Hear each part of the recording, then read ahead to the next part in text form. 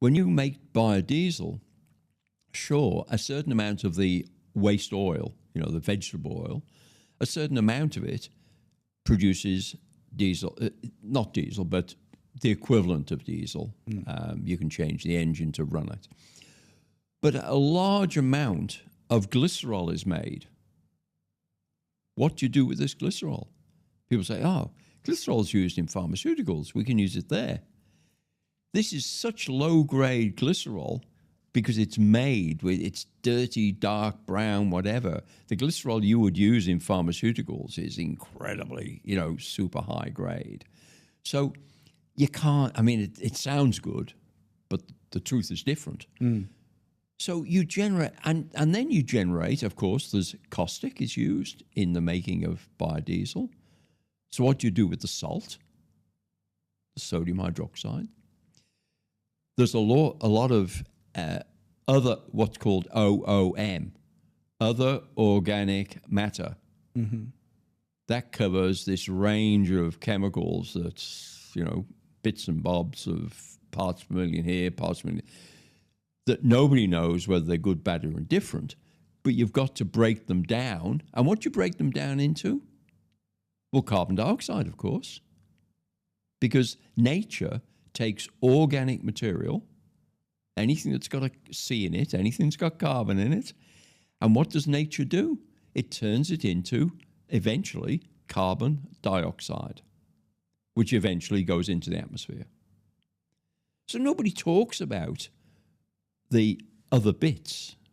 They just talk about, the good bit. What about all the rest? Yeah. And all the rest is, we're talking about 30%. We're not talking about 1% of it. We're talking about a lot. So, with wind power, I think wind power is fantastic. But the reality is that you've got to treat it cradle to grave. You've got to say, what am I going to do with the blades, with the whatever, when they have reached their use-by date?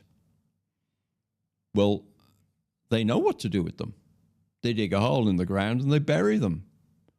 Wonderful, isn't it? So, and then somebody else might come along, and here's one for you. Somebody else might come along and say, well, that's fantastic, actually, because one of the worries about carbon and putting carbon into the atmosphere is what's called fixing carbon. Fixing it in some sort of way that it's not in the environment. Well, I can think of no better way than fixing carbon than turning it into wind blades, which don't break down, which you can bury in the ground. Or plastic. What's wrong with plastic? Plastic doesn't break down. Yeah, it doesn't break down. I keep getting told it's a climate crisis because all this plastic is used, and it doesn't break down. And I say, wonderful. That's what you want. What you're telling me is, you're telling me you want to find a way of turning carbon into something that doesn't break down. Plastic doesn't break down. Great. Let's use let's make lots and lots of plastic, and when the plastic is finished its function, bury it in the ground. It's not going to break down. Isn't that wonderful? Yeah, this is all crazy. Yeah, it's staggering how it's like I say. It's staggering how confusing it can become when everyone keeps talking about the different versions and the impacts of the different versions and. And I think that, look, we've come to the end, you know what I mean, of a fascinating conversation, and I'm so grateful for you doing It's been this. good fun. And I know it's the only podcast you've ever done. Yeah, absolutely. So I feel honoured, 100%. No, it's been great to talk to you. Do you know why? Honestly. Because you're such an interesting character, and the topic itself is very convoluted, and I definitely have sat here and just generally asked questions that I want to know, which I'm very grateful for your answers. I do, however, as I do with all the guests, and I always ask them to sort of say, if you could say one last thing, and I think Australia asked you to write a document of 1,000 pages. Well, and you're now retired. Do you know what I mean? Which I suppose comes with elements of freedom. You know what I mean? Yeah. But you don't seem to have been the most diplomatic person over your career. No. If I'm going to ask you, if there's one thing that on the entire topic for the future that you would like to say that would be left on the table, your one statement of what to do, what would that be? Leave it to the scientists. Don't believe what you read in social media. The problem is that people today seem to want to have an opinion.